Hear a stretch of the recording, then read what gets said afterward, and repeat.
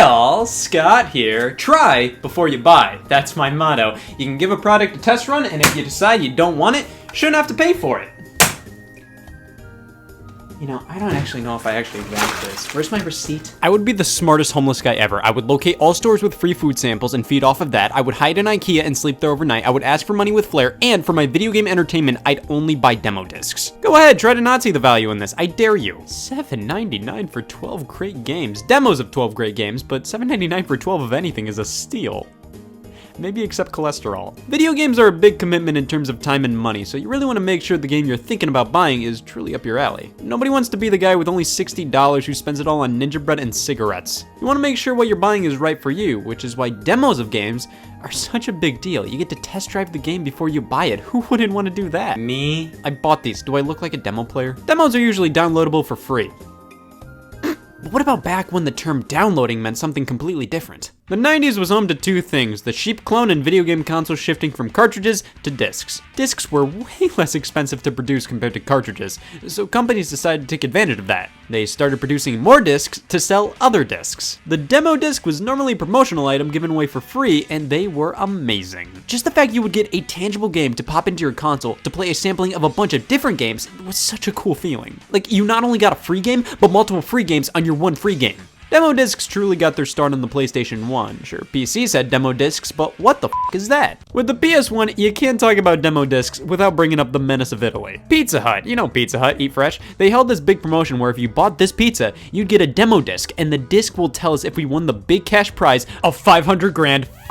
For everybody involved, it was a win-win-win. Pizza Hut, you know Pizza Hut, think outside the bun. They got a ton of PlayStation fans buying their pizza to grab a free game and actually try Pizza Hut. PlayStation got the Pizza Hut fandom to try a bunch of demos for popular PlayStation games, and that definitely led to more games being sold, and sodium intake reigned supreme across the board. We have 3 Pizza Hut demo discs. The first one was given out during the Pizza Powered giveaway. When Pizza Hut and PlayStation team up, it'll detonate your senses. To some extent, I still haven't recovered. They did another promotion later on, this time with 2 different demo discs available. We have the CTR Diagnose Disc 1 and then the Best Disc. A demo of the next Tetris, that automatically makes Disc 2 just as good as the next Tetris, because a demo of Tetris is pretty much the same as full Tetris. Sledstorm. You can't have a demo disc without Sledstorm. The games included on these things are pretty much some of the most defining games on the PS1, some of the greatest games that generation. Sure, these were just mere demos of them, and while some of them are the Crash Warp demo,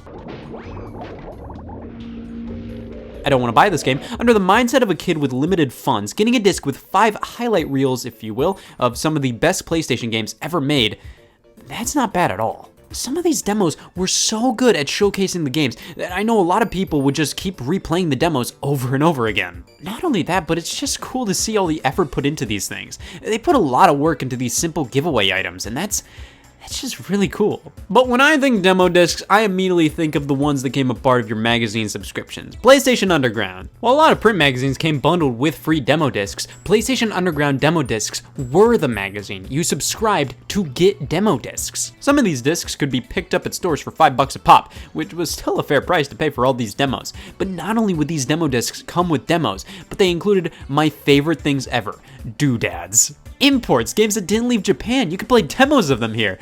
Codes to put into other games, videos, trailers, behind the scenes. These discs were like a big cheap to free pile of pure content. Even if I couldn't give 2 left pisses about Siphon Filter 2, there's like 9 other demos on this disc. There's bound to be something that catches my interest, and if there's not, there's tons of other things to do. Some of these demo discs have more content than some real life games. The jam-packed discs were made for the PlayStation 1 and 2, and I remember seeing my cousins have a few of these lying around. Back then, I'd see the discs and everything included and say, damn, that's a deal. And then I'd say, oh shit, I'm 6, and said, damn, I'll make my way to the corner. Besides, I was more of a GameCube player anyways. Now, Nintendo didn't go that crazy with demo discs for the public, especially now with magazine subscriptions. Nintendo at the mere idea of giving away free demo discs with Nintendo Power?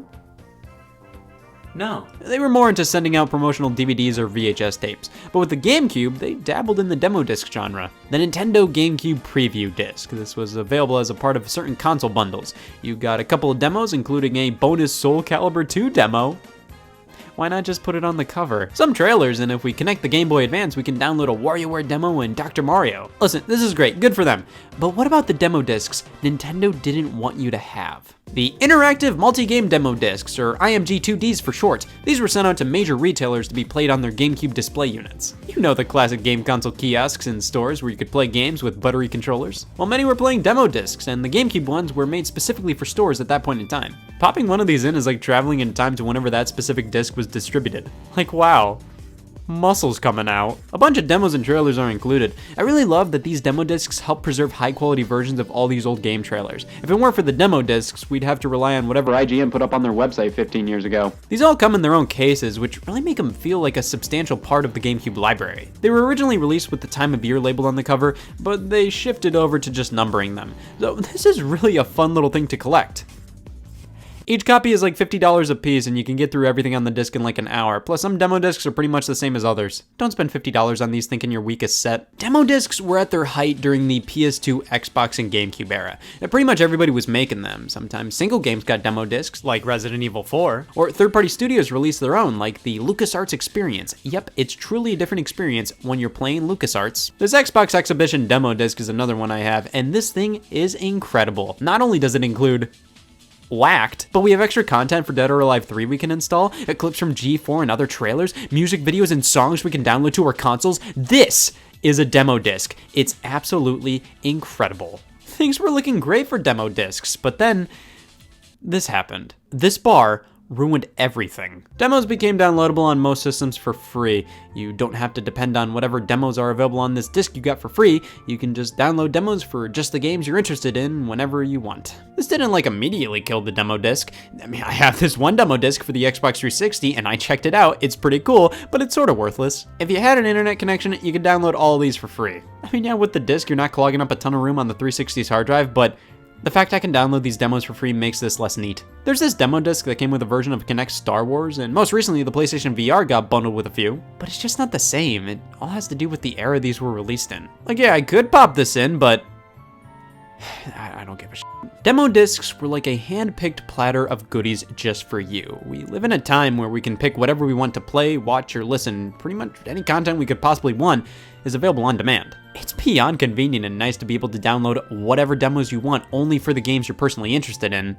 But back when that wasn't the case and you didn't have an unlimited supply of demos available to you, having a demo disc with a good handful of them made it more likely you were going to play through each and every one and be exposed to games you may not have considered playing originally. They were awesome variety packs of gaming experiences. Sure, they weren't the full games, but a lot of these demos were fairly in-depth. You could get a lot of game time out of some of these. And then there was Crash Warped on the Pizza Hut demo disc. You know Pizza Hut, just do it. But why play demo discs today? Well, if your schedule's wide open and you're into fun retro gaming novelties, these things are a ton of fun to look back on. It's so charming to check these demos out today. They're almost like alternate reality versions of these beloved games. Like everybody knows Mario Party 5, it's Mario Party 5. But seeing this edited down version with specific minigames available is weirdly engrossing to me. Just seeing these screens that are rarely seen today, like how at the end of some demos it'll say, "Coming soon," or just seeing demo on the title screen and options grayed out for games over a decade old. It's kinda cool. These are versions of games that have not really seen the light of day in quite a few years, and it's really fun to go through them. Demo discs are like magazines and instruction manuals. They're fun to go through, and I wish the magic of them would come back, but we have much more convenient methods of delivering this type of content now. And demo discs just aren't necessary anymore. But they're way cooler than this. Video game demos will never leave us, but demo discs are becoming rarer and rarer with each day. I can't say I don't understand why, but they had a certain magic and charm to them that I don't think will ever be replicated, as demos are just downloadable now. But you can't make egg demos downloadable, believe me, I checked.